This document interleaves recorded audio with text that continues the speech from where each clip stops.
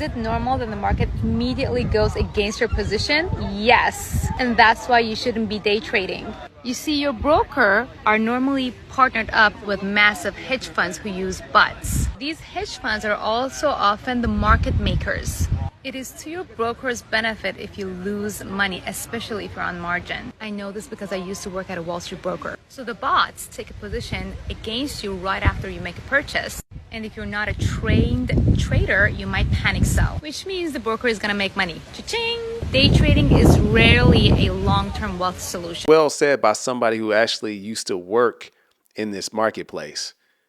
Day trading is not the best thing to do. And these days, you can see it yourself. There's a lot of artificial intelligence. And so are you telling me that you might be able to beat a machine continually, a supercomputer, something that is like ChatGPT? Are you thinking that you can beat that consistently for years on end?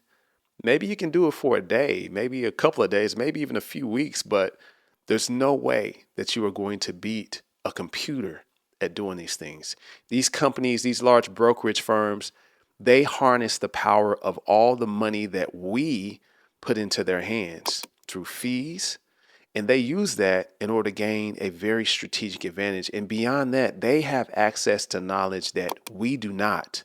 So it is very important for you to understand what you are up against. And because of that, let that drive your decision, because you are not going to spend the same amount of intellectual property as a computer. It's just not possible.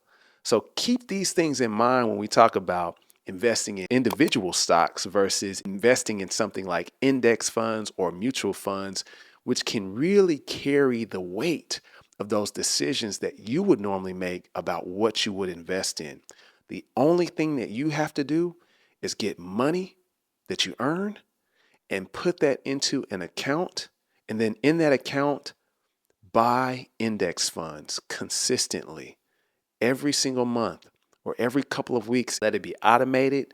That way you don't have to think about it. You can just continue to live your life.